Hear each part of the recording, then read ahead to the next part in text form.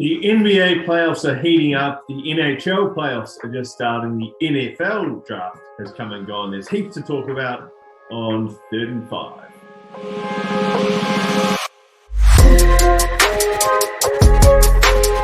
Welcome into episode 19, I think, of 3rd and 5, I think the 17th most popular football or sports podcast in New Zealand. Simon Hampton here, joined by Dave Rice and James Thwaites to talk all things American sports, 5 topics. And 3 of us. Gents, thanks for joining. How are things?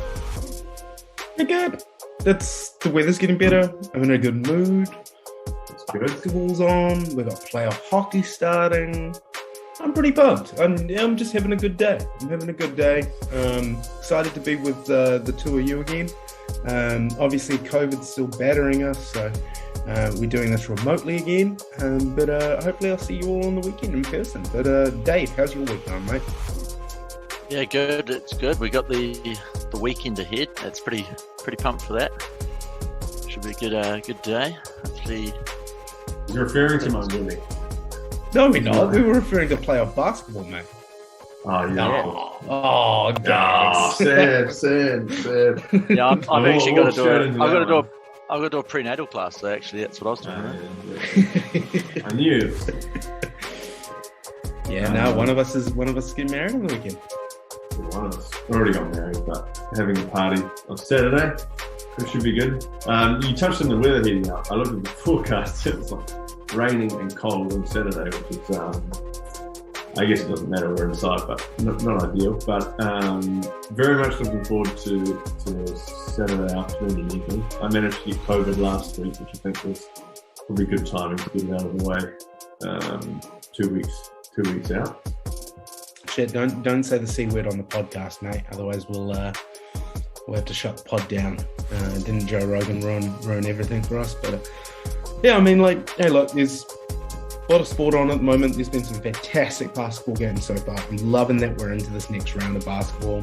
I think one of the most surprising things to me, though, how with the Bucks defeating the Celtics in a big way without Middleton, it really kind of showed to me how far away the Nets were from a championship. The fact that the Bucks could do that. Obviously, they're playing again tonight. The Celtics look like a completely different team so far.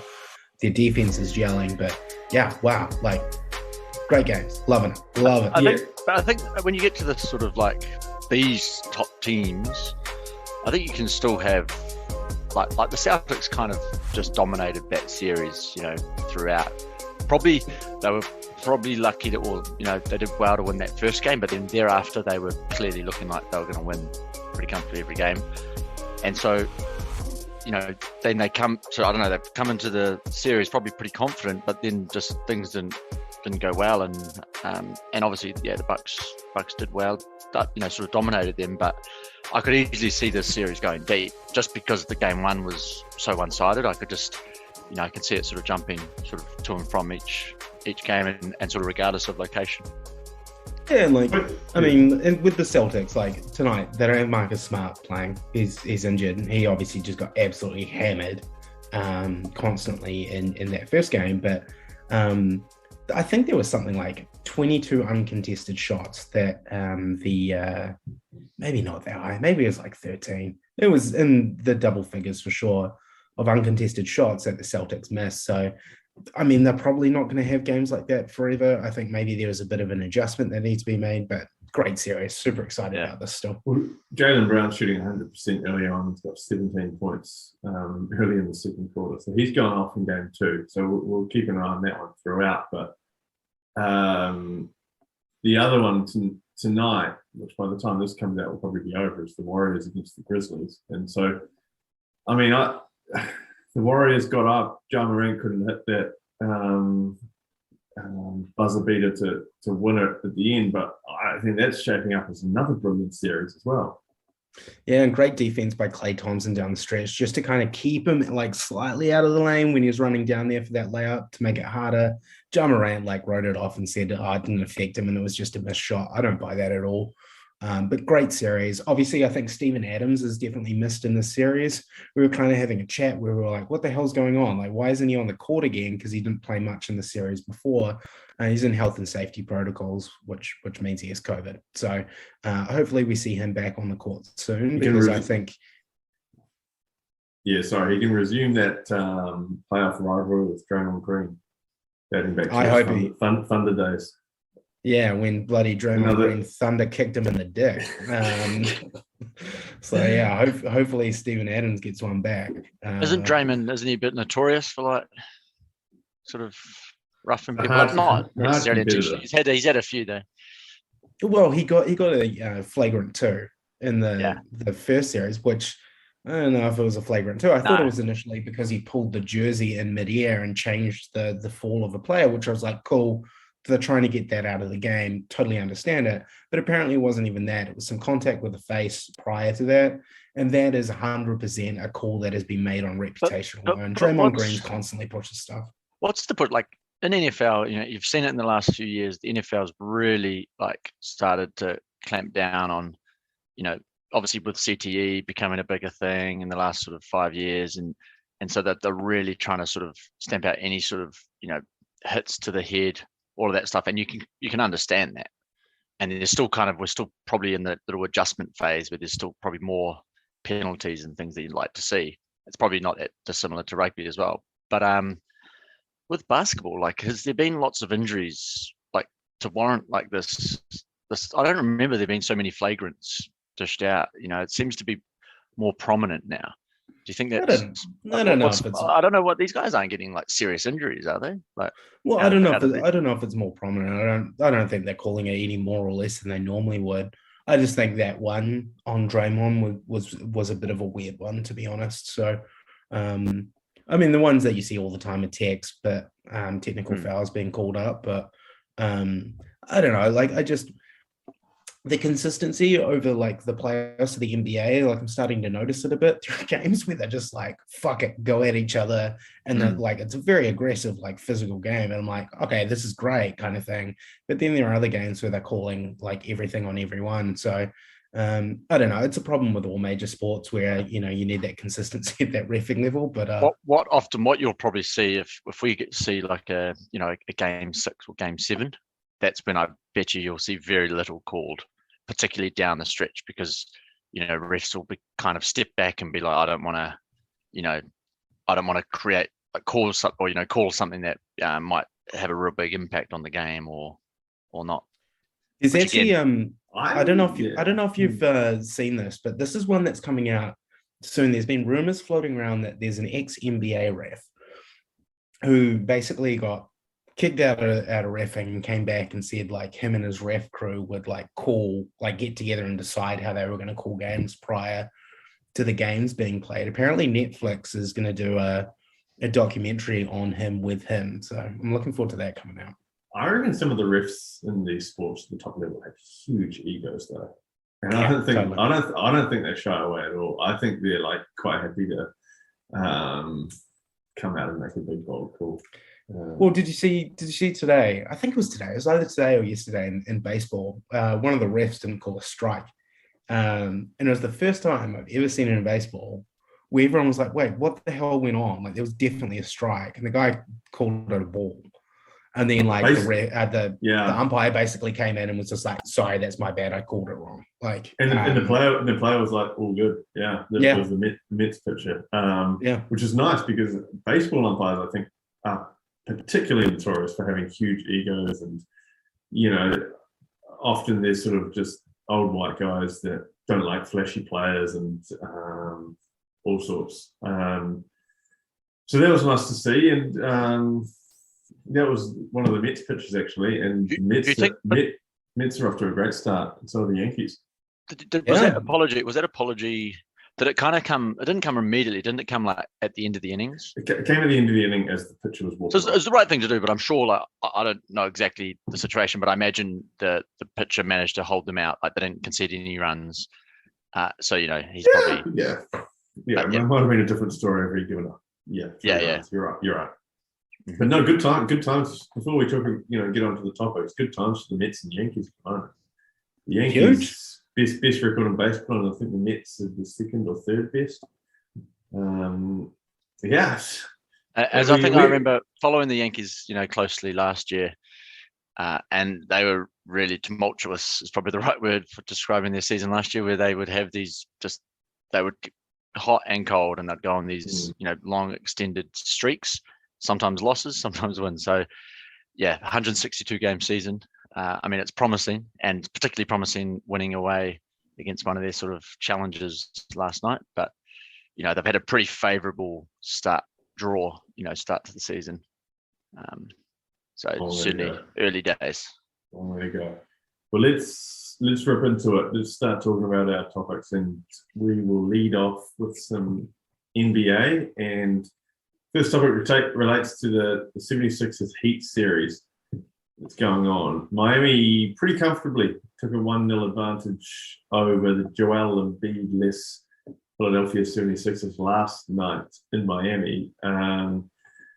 We kind of saw, that was a chance for James Harden to come out and show that he can still be James Harden of old and really lead a side in a huge game. And he didn't really do that. 5 for 13 field goals, 2 for 7 3-points. He finished with 16 points, 5 assists, 9 rebounds. Not a terrible stat line, but not the sort of stat line they wanted when they're missing their MVP level player. So, guys, do you see? I don't know the status on Embiid and whether he's going to come back by the end of this series or not. But is there a way back for the 76ers in this series? I think as long as you've potentially got like an MVP candidate floating around that could come back, maybe. But also Embiid is pretty banged up. Like he's got, he's coming back from a concussion.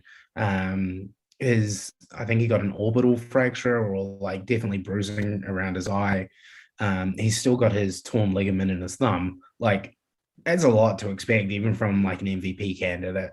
I don't see the 76ers getting out of this. I think they probably drop 2 games back at least. Embiid's looking to come back potentially game 3 or game 4. I think it's probably game 4 unless they're literally in, 2-0 down. But really, if you're a 76ers fan, you're expecting a lot more out of Harden. There seems to already be a lot of maybe dysfunction feels like a bit of a strong word, but there already feels like a bit of bad blood between Harden and potentially Maxey or Harris. I think I sent you guys the footage how that he didn't want to sit next to Harden. But you expect more out of him. You pay someone, $30-40 million a year and potentially going to, extend him to the max. You want somebody that can hold the team together, and Harden's not doing that.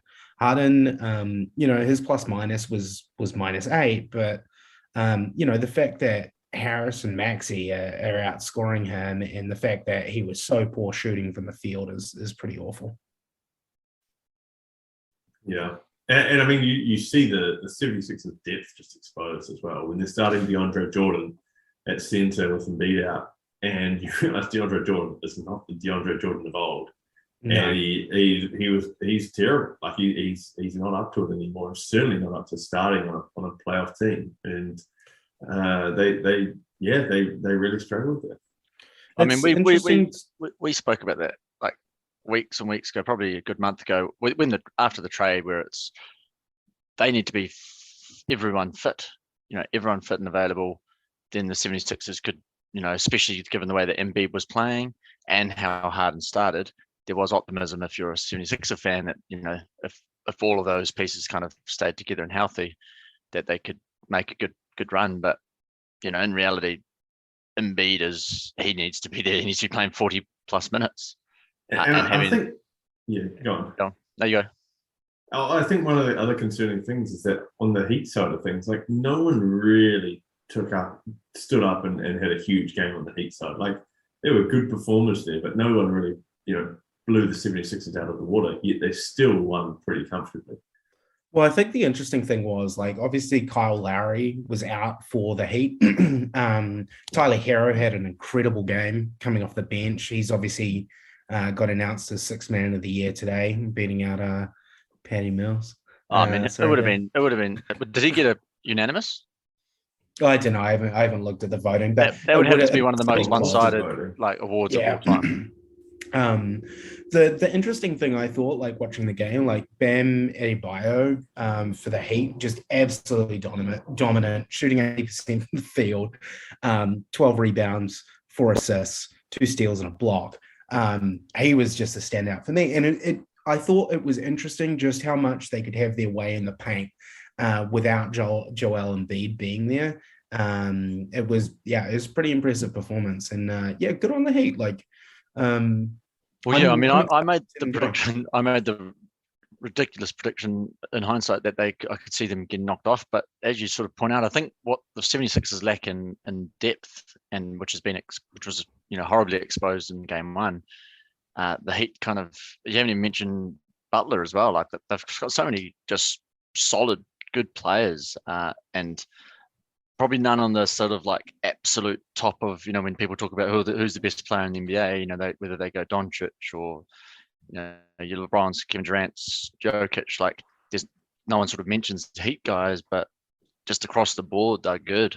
And when you got Tyler Hero coming on and scoring 30 points regularly on the bench, that's huge as well. The other thing that I think is pretty interesting is like every single Heat player, apart from one, scored 5 or more points. You look at Philadelphia and just their bench, it's like 9, 4, 4, 2, 2, 0, 0. Like even George Liang coming off the bench and going over 7 in 21 minutes for 0 points. Yeah, like that's a massive problem. I don't know how you get beyond that. And then, like obviously the Heat, like 6th man of the year, you got Victor Oladipo there. Like, even with Joel Embiid coming back, like he's still got that there. I think the 76ers probably could get a game or 2, maybe. But realistically, like the Heat are going through. Yeah, I think with Embiid back, it could become a more even series. But as you pointed out, if the Heat can get 2, possibly even go 3-0 before he even plays a game, it's series over. Well, this is probably a good question for you both. Like, if you're the 76ers, do you even want Joel Embiid going back in if you're down 3-0, knowing that he is that banged up and injured? Or do you just give up on this year? I would be more open. The question is, like, because at the end of the day, the first 2 games are in Miami, right? They'll be the home court advantage. So I'd be doing everything right now to try and get him right for game 3 and making that call. Because at the end of the day, they still got to take the positive of like the next 2 games, game 3 and 4 are at home. Let's, square the series. So I think that would be the way they're tracking. If it goes to 3, if he's unable to play game 3 and they're 3-0 down, particularly if game 3 doesn't go very well at all, then I can see the validity and sort of protecting him, playing the sort of, next season card. But I'm sure he'll be a player that would want to get out there, like many of the stars would. Yeah. So what do you think? Would you play? Down 3-0 in a series.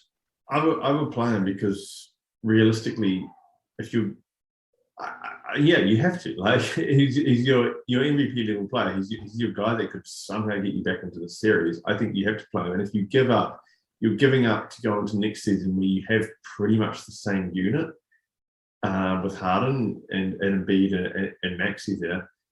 And so I don't think you're suddenly like thinking there's going to be this influx of new players that's going to make this team so much better next season. So I think, you have to play him and for it's one of those, however many games you can get out of it. And it's one of those things where you just got to, at that point, it's just one at a time. And it's kind of like what we thought Toronto had turned it around against the 76ers. They'd won that 5th game so convincingly to make it 3-2. Then they were going back to Toronto, and it actually felt like, Toronto's going to get through here. And then the 76ers turn up. But so they've just got to think like that. It's just, okay, 3-0, but let's get this first one back. And then, it's one at a time. So I think Si's 100% right there. And in the day, they're not going to concede. Like, I do wonder if Daryl Morey is like, how do I commit 5 years at the max to James Harden right now? Honestly, they're going to have a lot of fucking questions, and I'm glad I'm tough not. Off season for Philly. Just quickly, Tyler Hero, 96 first place votes out of 100 for sixth man of the year. 2 other players got first place votes. Can you guess who they were? Kevin Love. Kevin Love is one of them. He got 3, and one player got 1. I didn't get to vote, but Paddy Mills got. Paddy Mills didn't get any votes. He wasn't eligible because he played too many first point. Who's the is it Toronto? I would have said it probably a Celtics player. He's out west. Oh, Suns. The clue.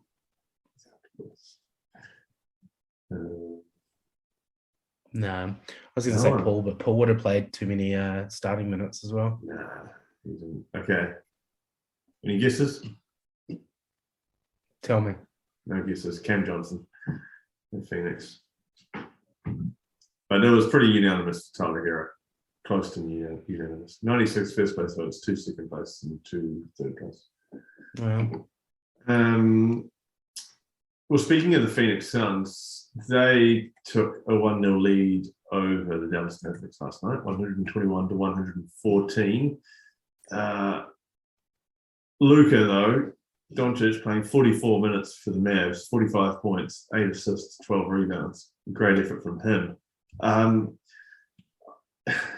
Honestly, it's kind of a funny one because I think when the Mavs didn't have Doncic, they got this real increase in output from guys like Brunson and even Dinwiddie. But is Doncic enough, and is there enough on this Mavs side to bring them back into this series against the Suns and to take this series deep? Do you think? No. It feels exactly like where Dirk used to be when Dirk used to play on the Mavs, which is like he's just a center away from winning a NBA championship. And that's what exactly it felt like watching them last night. Luka put that team on his back and was doing everything. The entire offense only functioned because Luka was controlling that ball. That is his 6th 40-point playoff game in his career, which is more than people like Kyrie Irving, which is fucking insane. Luka is an absolute joy to watch on the court. I just don't think it's enough, unfortunately, this season. We saw it there, like in other games, Brunson has really stepped up. Brunson was pretty non-existent for the entire game. Yeah, 13, 3, and 4 in 31 minutes. It's like, for a secondary guy, you need that to be 25 points.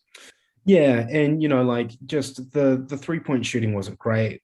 Kleber coming off the bench, there was a point there where he hadn't missed any 3-pointers yesterday, but just it wasn't there. The fouls were extremely high as well in the game. So I don't know.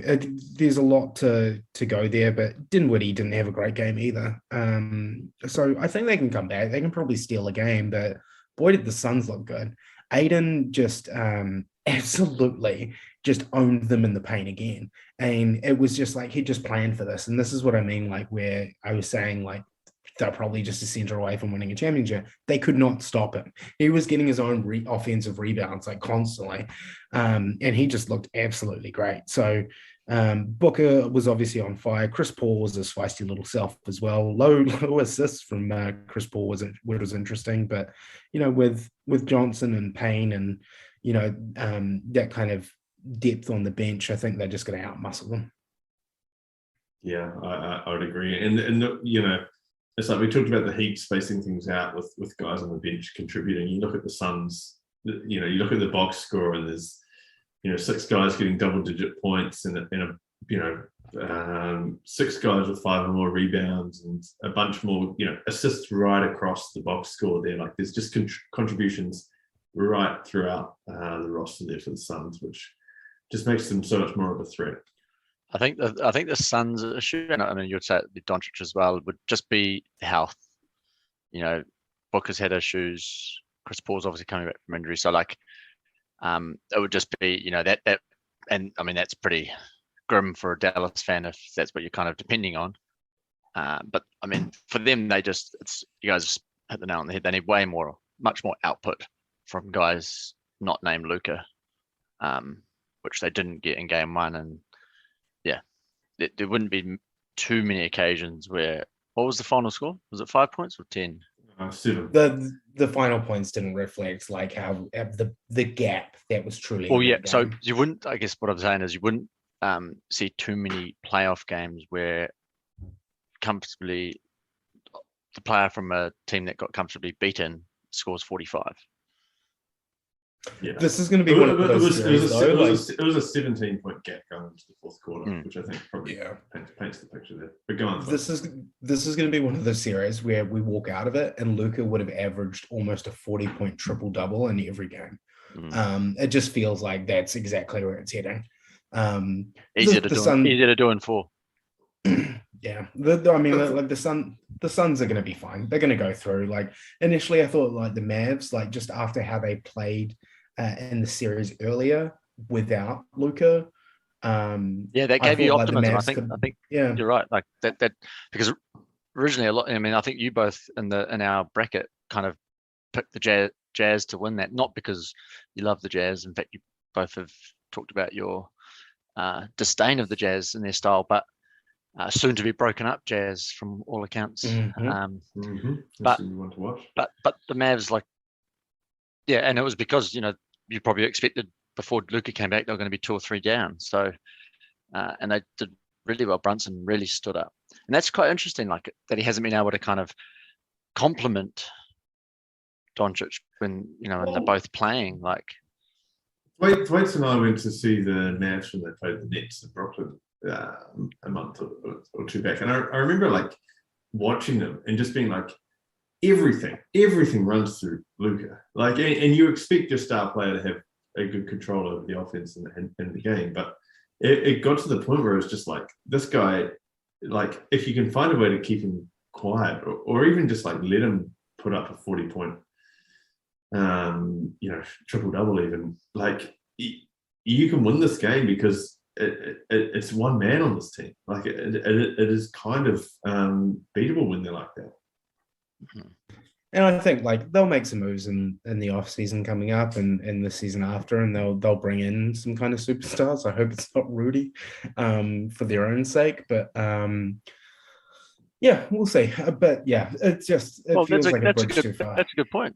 Rudy, you're sort of saying they're a center away. I mean, Rudy, from the accounts, there's whatever this rift, or Rudy or Donovan is going, and end of the day, you'd probably, even though Rudy's probably better for the team, Mitchell's probably the bigger name, sell more tickets, etc. So if one was to go from a management point of view, it's probably Gobert. Dallas could be a good place to go. I mean, like, we're pivoting slightly, but like, I mean, Rudy's an arsehole. Like, out of this, Rudy is coming across like as someone you don't want on your team because he doesn't come across as a team player. He's called out Donovan Mitchell. Not cool for a teammate to do. It feels like something very Philadelphia-esque. His comments, though, were pretty accurate that Donovan Mitchell has regressed in a lot of areas over the last 4 or 5 years, which he absolutely has, 4 or 5 seasons. His shooting percentages are down and all that kind of stuff.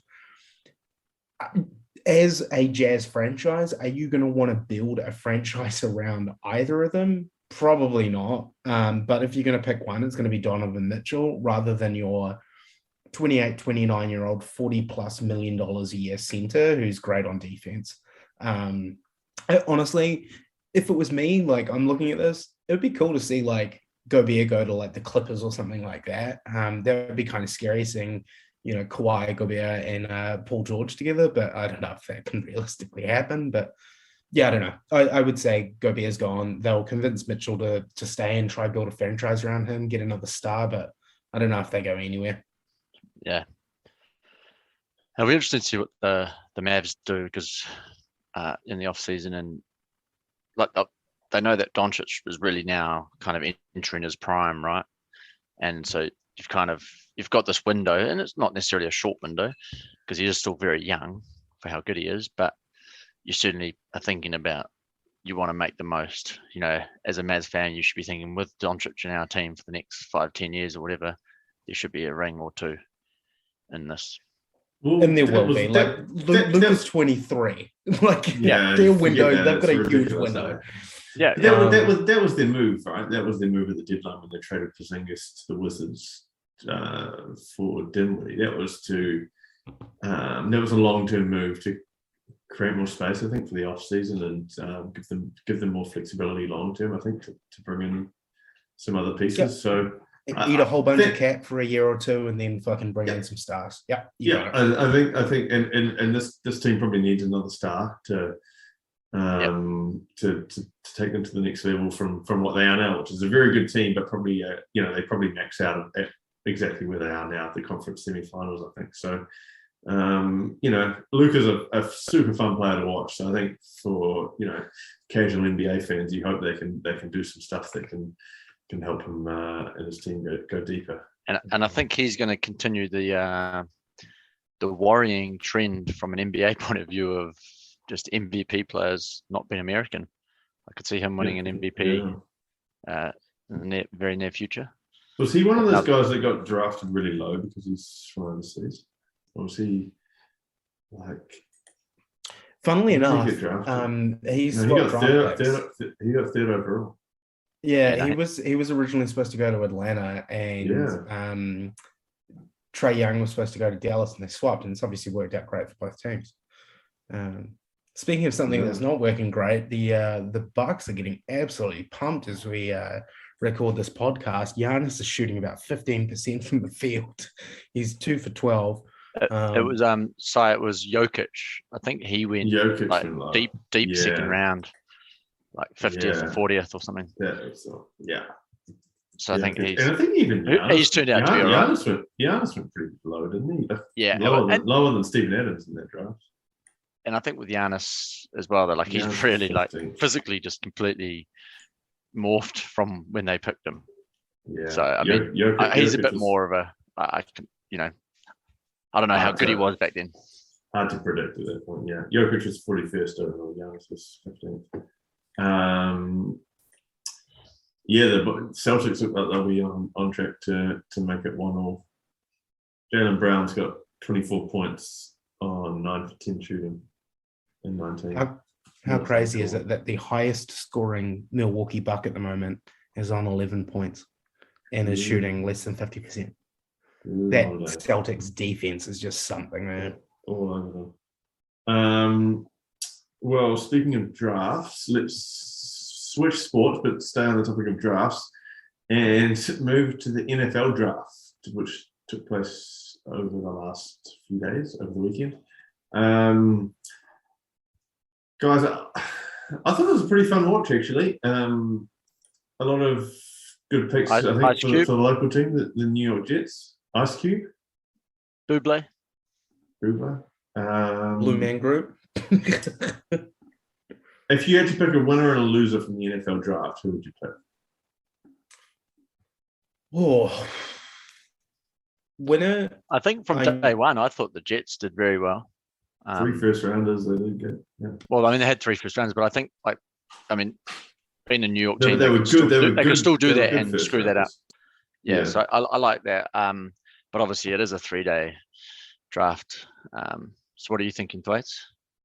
Oh, honestly, there is obviously some bias here, but I have to say the Eagles. One, I have not seen that many trades on draft night in a long, long time. But as an Eagles fan, we got AJ Brown, which is amazing. We traded away a pick. We signed him up long term. I'm super excited about that. I think that's an amazing move. So I think Eagles are definitely one of the winners. I did like some of the other moves that, like the Ravens, I thought had a pretty good draft.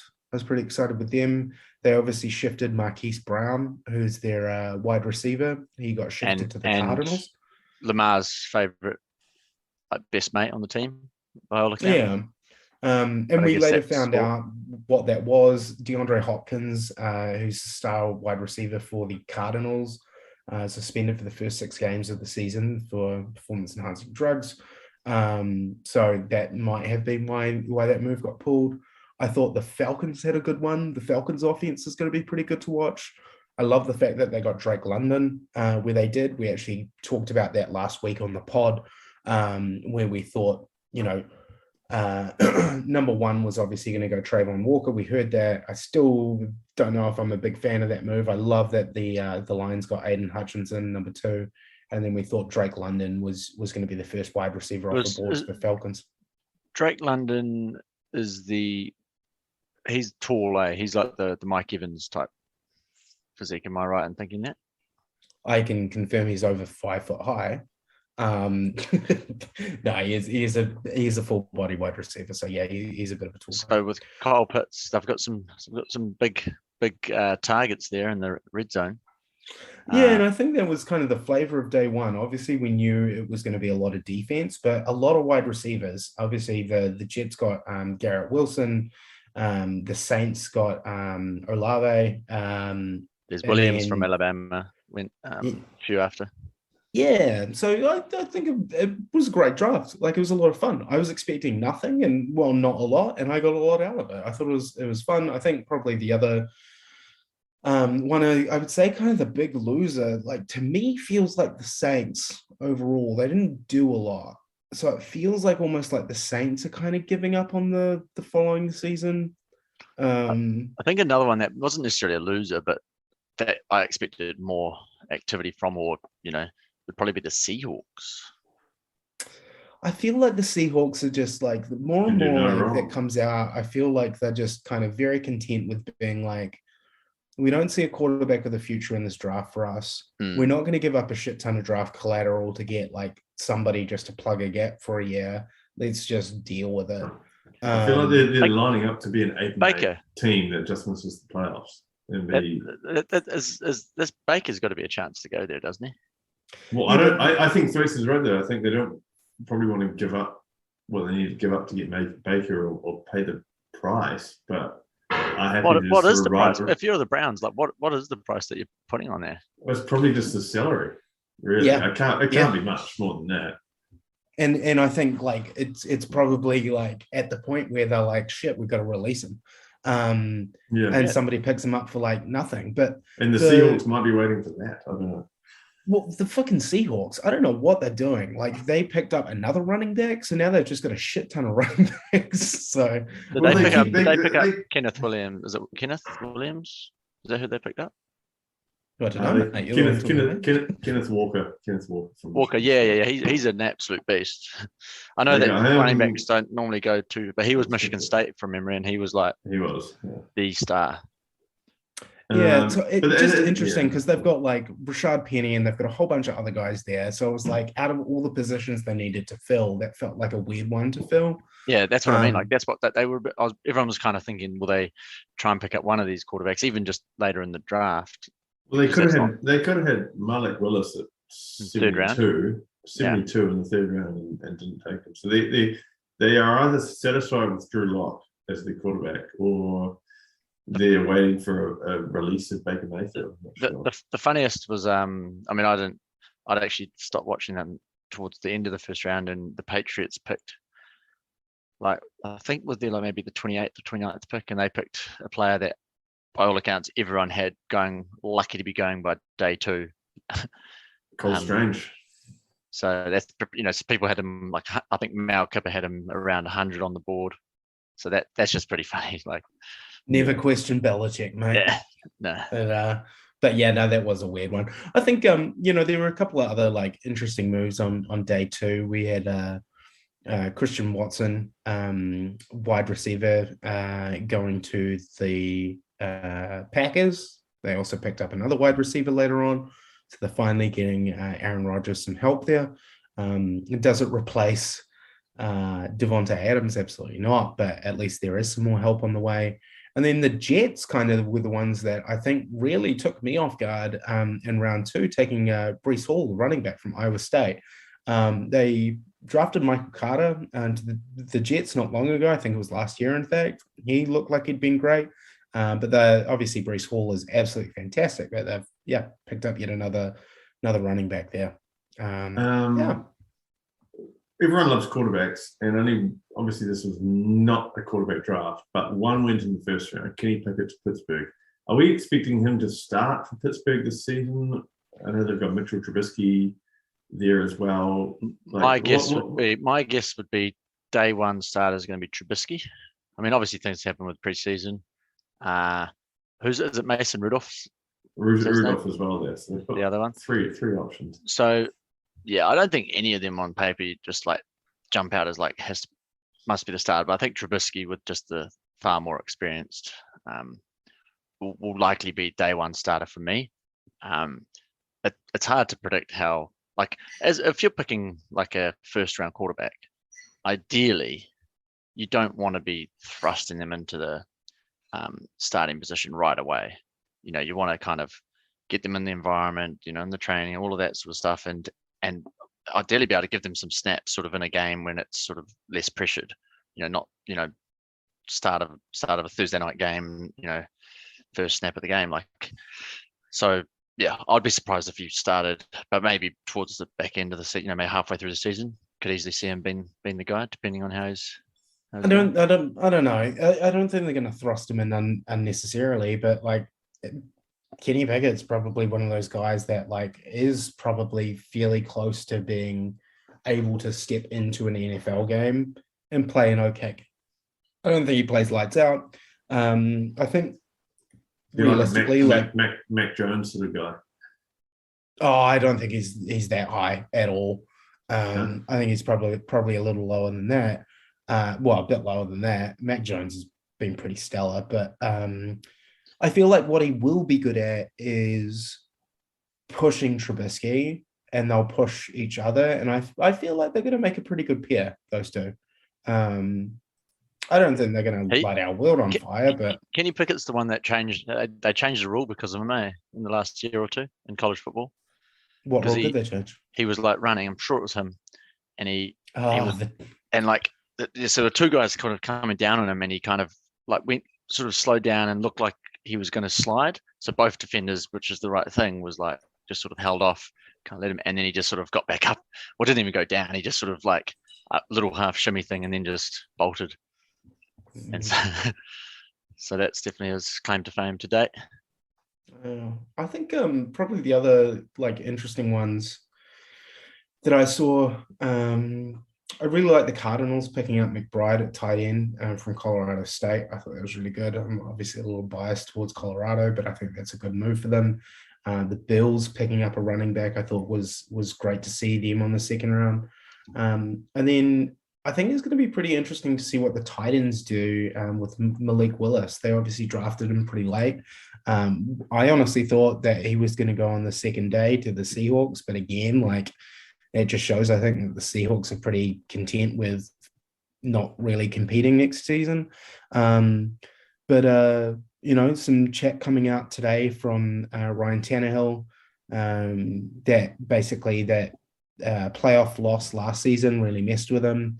And needed some time off from the game. And then someone asked him, like, oh, you're going to mentor Malik Willis? And he basically came out and said, it's not my job to mentor him, which I get what he's trying to say, but there's probably better words to say that because you just come off like a bit of a dickhead. So, yeah. All in all, exciting draft, though. It's pretty happy with it. Draft. Yeah. But yeah, Dave, I don't. Any final thoughts? I was going to just say before you go, Dave, I was going to say, like, I don't know if any of the changes that we saw over the draft, though, will have any huge immediate impacts or like change anything really for this coming up season. I think maybe the Eagles can compete a bit more. I did already think they could win that NFC East, to be honest, but I think it probably just raises their stakes a little bit. I do like that with the rise of Evan McPherson last year, the kicker for the Bengals, who was drafted. I think there was a fair few more kickers drafted, obviously still drafted late. You're not going to waste a sort of first, second or third round pick, but there were definitely more kickers on the taken this time round. I think people sort of realizing, the Bengals' success and, the actual, and it's crazy that teams didn't really put some weight on having, just a super reliable, good quality kicker. How interesting is that? Like, so Texas, lots of kickers come from Texas, and I don't know what it is. Texas University. So another one got drafted. I think might have gone to the Chargers this year, but that's interesting that you brought that up. because it definitely seemed like that created a trend. Yeah, for sure. So that was cool. One other thing would be the Bengals, because a lot was made of their O-line and its weaknesses. Did they improve that? Are they in a better spot there? A tiny bit. I mean, like the Jets needed to do that as well, and they kind of looked for other position. I think the Bills had a pretty good draft as well. I think they filled their positional needs. So I think overall, again, like I said this last week, I hate draft grades because it's wait till they're all out on the field and see how they're playing.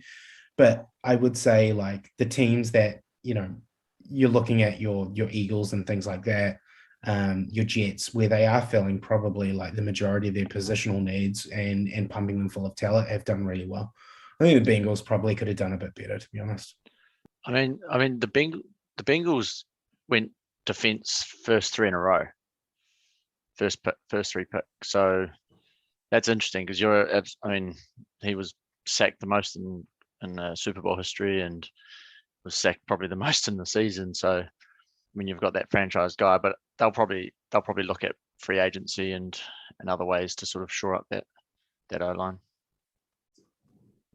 Yeah, it was a good draft. It was an interesting draft. It's crazy. Could you guys? I would never go to a day. It would be kind of an experience. I wouldn't, just in terms of just how crazy those fans are. I'd kind of think it'd be. Do you want to sit outside in the fucking Vegas E for probably 8 to 10 hours with lack of toilets, lack of thing? Fuck that. I couldn't think of anything worse. I'm saying if you're going to do it, I'd rather do it in just to really add to the sort of how interesting it would be. You want to go to one of the smaller markets, whether it's an Indianapolis or one of these other sort of smaller cities hosting it. I think they had the NBA draft in Brooklyn last year, maybe before the beginning of last season, maybe, unless I'm completely lying. And I looked it up, and apparently it's fucking boring as hell. When you're there in person, just the waiting before the next pick comes through just takes forever. So when you think about it on TV, you're in those waiting periods, you're getting little 3-minute clips, whether it's background to that person or highlights package. That there's ways that they're trying to make it more sort of watchable that you're not catching probably when you're there. Yeah. Waste of money going to that. But next up, what's up, Simon? Yeah, well, let's switch sports and go to the NHL, sport we don't talk about too often on this podcast. And the playoffs are just starting, and I'm not going to lie, I don't know a great deal about the NHL, but the weights in particular, I think I've heard it's on ice. It's on ice. Yeah, I've heard it's on ice. The Mighty Ducks will probably be the favourites. I'm a big fan of the Pittsburgh Penguins, who are the third seed in the Metropolitan Division in the Eastern Conference, and playing the New York Rangers in the first round. But Thwaites, if you're looking for the top contenders in the NHL heading into the playoffs, who would you be putting your money on? This is always an interesting one for me because I'm always incredibly biased because my wife is from Colorado and so is her family. So I'm going for the Avs. I love the Avs as a team. Nathan McKinnon is just a fantastic player to watch. Just the speed he can get up to on that ice is incredible. So they're definitely going to be my number one favorite team. But heading into the playoffs, for anyone listening that hasn't got into ice hockey before, definitely do it if you're looking for something else to watch at the moment. It's a lot of fun. You get a nice mixture of, it feels like that glorious mix of soccer on a smaller scale, football on a smaller scale, I should say. Quick, short games. There's three 20-minute periods. And then, it's just, you get some fights, you get some amazing goals. It's obviously hard to keep your eye on the puck. But if you're ever over in the US or anywhere in the world and have a chance to see it, go to it. It's one of the coolest live sports. I think it's one of the better live sports there is. Yeah.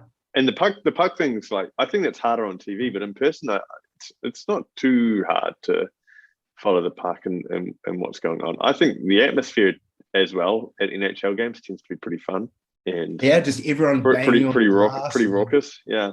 Yeah, no, it's awesome. But legitimately this year, you've got a whole bunch of teams going through that have looked really good. So similar kind of playoff format to the NBA. We've got 8 teams on one side, 8 teams on the other, really. Probably the teams that I'm looking for going into the finals are probably the Florida Panthers, the Toronto Maple Leafs, and then on the other side, probably the Avalanche against the Calgary Flames. It's going to be a fun playoffs, though. I think two things that I was laughing about as I was, reading into all the playoffs and stuff like that. One, the Predators have to be one of the fucking worst names in professional sports. It sounds like a name that people set up when they were doing Laser Force, when they're 12. Well, yeah, that and the obvious fact of, a predator. Not good. But no, and what do you call them for shorts? The Preds? Nah, Epstein, Weinstein. Oh God. So that, and I think so we've obviously got one of the worst team names. We've got some awful logos in the NHL. I really hate the Dallas Stars and the Calgary Flames logos. They're pretty fucking awful. The Capitals is bad as well. The Calgary Flames logo looks like it was designed in 1974, and they haven't updated it. It's so bad. Yeah, they need to go through the NHL and just update these logos because there's some cool ones, but there's some fucking awful ones. One of the coolest ones though is the Minnesota Wild. No, out of the playoff teams, the Minnesota Wild. I just think the logo we'll put it up on our social media page, so check it out on our Instagram. It's basically a logo, and it's got a river, it's got some trees, it's got a sun in it, but the whole logo is done like a grizzly bear's head. So it's really cool. I really like it. But so you picked the Maple Leafs to go deep. Yeah, I did. Yep. Yeah, and are they one of the higher seeds? Because they're second seed in the Atlantic Division. We were talking sort of separately that that they've got the biggest drought, so it's actually going to be quite is it 50 odd years since they won? So, and I've got the Avs absolutely destroying them again, so giving them so much, just that glimmer of hope. They started off well last night. It means that I think for the casual fan, or that's, you kind of like that, to sort of go for that. Not necessarily that they're underdogs, but the Toronto faithful have had decades of heartache. So long may that continue. Go the Rangers. What about? So I was just reading up on some storylines, I guess. So Lightning are going for the three-peat.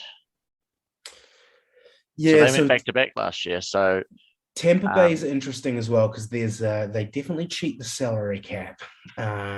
So yeah, they we don't want Tampa to win. We've had enough of Tampa winning. Definitely. We don't want them to do and all the American sports, and part of the beauty, and that's probably the big plus American sports have over, let's say, the Premier League. The Premier League, other than that year Leicester won, which every casual fan 100% got behind. It's more or less 2, 3, maybe 4 in a good year teams competing, but certainly of late it's only 2, and it's the same 2 every time.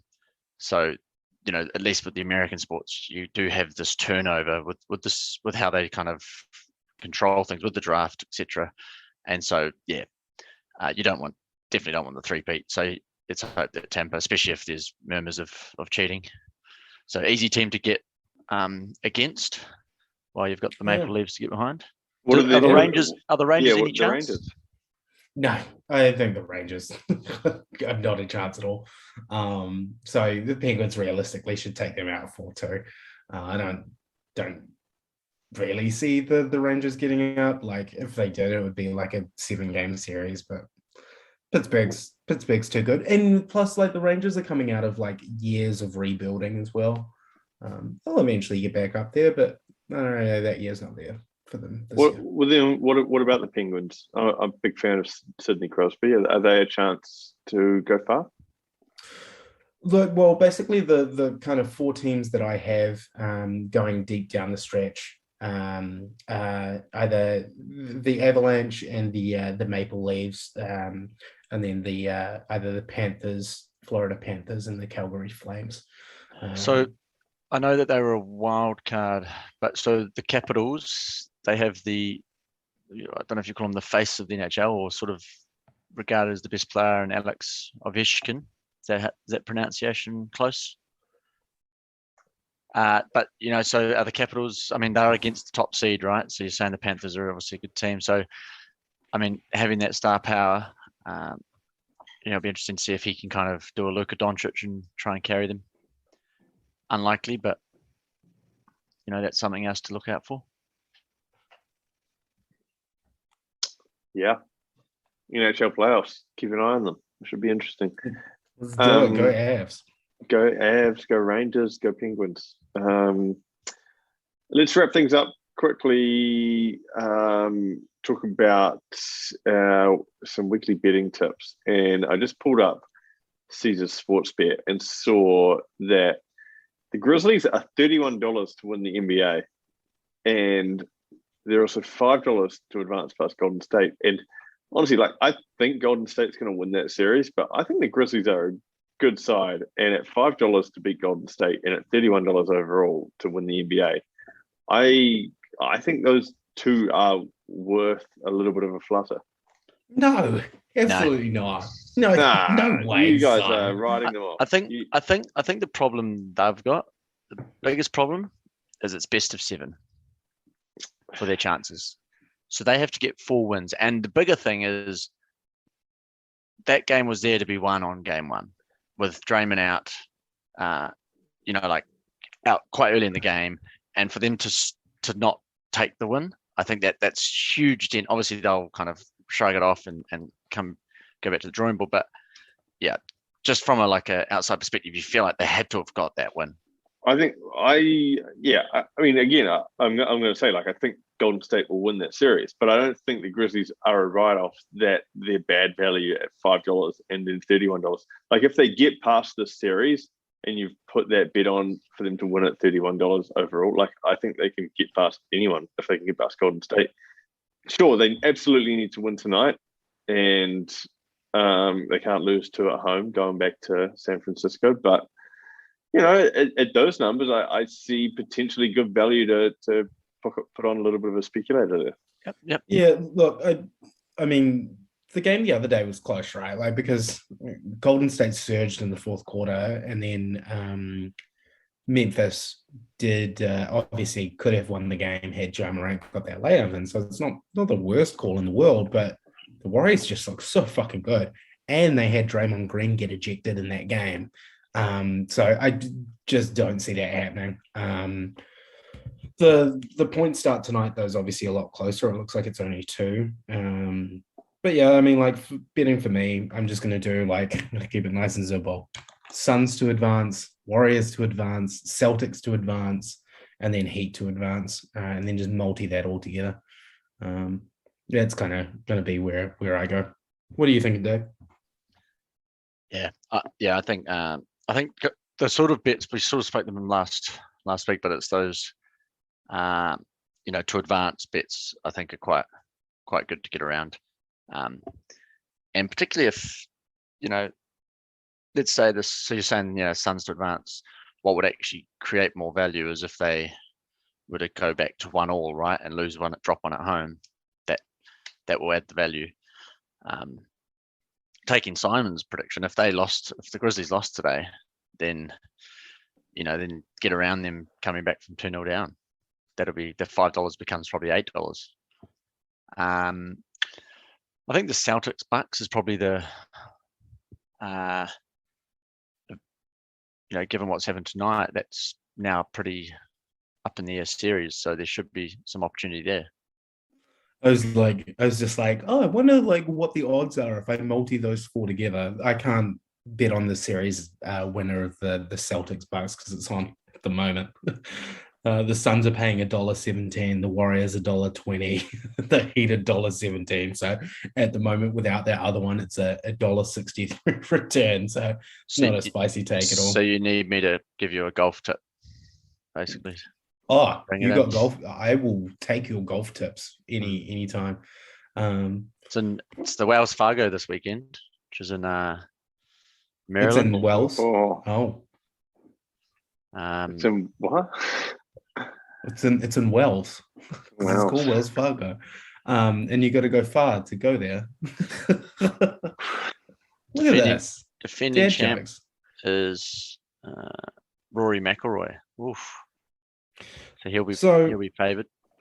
It looks like it's pretty dry on like the old thing. But yeah, looking at these, what about your boy John Ram? Is he a good bet? Is he even playing? He won on the weekend. So I mean he hasn't won for a while, and so he's always. I mean, I'm sure he's now significantly lower odds because of coming off, in good form. Oh, I can't even find him. Jason Day's at $51 though. I'm just reading names that I recognize at this point with their high money value. It's always good to get around Danny Lee, the Kiwi. Yeah, speculating because he could have a couple of blinding rounds. Yeah, even just like a top 10 sort of prediction. Yeah, don't know if he's actually playing at the moment. So we're gonna do what we did last time. Give me 2 players that I'm betting on with the golf, Dave, that are guaranteed money, because there's guaranteed money in golf. Who am I betting on? Do you want favorites, or do you want? Well, I want you to give me. I'm gonna have to beat this out of you again, aren't I? Just 2. Whoever you think. You just give me two people. I like McIlroy. Okay, so Rory McIlroy is the favorite. He's starting to look better. Better. Defending champ means he's got good track record in, at that course. It's pretty crazy that they do the course. It's just you have to play it 4 rounds in a row. Surprised these courses aren't bigger, where and you maybe 36 holes and you play twice at each. It's pretty wild that they just play over and over. Anyway, so you want a roughie? I don't know if I want a roughie. I just want you to give me 2 names. Tony Finau. Okay, and how much is? Okay, $23. Nice. Okay, there we go. Big fan of him, American guy. I don't think he's won before, but he's always been there or thereabouts. Not always, but he's often he's a top 20 player, but without having kind of got over the hump. And I think he went pretty well on the weekend, so he's bringing some form in. Love it. Well, there we are. That's what I'll be doing. Nice. I had a quick look at the NHL odds. To depart. Maple Leafs $9 to win the Stanley Cup. Don't hate that. The Avalanche are favourites at 4.30. Yep. There's the Panthers, then the Flames, then the Maple Leafs, then the Hurricanes, then the Lightning, Blues, Rangers, Penguins, Wild at $21. What are the Rangers to get through the first round? They don't have the odds on that series because there's a game in progress at the moment. Okay. But their odds to win the Eastern Conference are $9. And the Penguins are at $11. So maybe the Penguins at $11 to win the Eastern Conference is your value, maybe. I'm not sure. Don't go to me for NHL betting advice or any betting advice. Generally. You could do a little futures NHL NBA winners, sort of pair them up. Oh, Avs, Golden State Warriors. Lock it in right now. Yeah, well, Golden State Warriors, that would be what's those odds? That would Colorado be the Avalanche. Odds. That's 2 of the more closer to the favourites, but I'm still thinking fourth. If you did the Avalanche, it'd be 4.30 times $3.60. Warriors are $3.60. Avalanche 4.30. So about $15 ish. So if you really wanted to get, send it out a bit, you'd put the Maple Leafs at $9 and the Warriors at $3.60. Send it to $33. Yeah, try and make a bit of money. But that's your tips for this week. And if you really want to send it out, you put the Grizzlies at $31 and have a bit of fun. But anyway, thanks very much for tuning in to 3rd and 5 this week. It's been a pleasure. bringing you the 17th best sports podcast in New Zealand and In the world. In the world. That's right. Sorry. Yes, the world. Forever. Take care. We'll talk to you next week. Have a good one. Bye.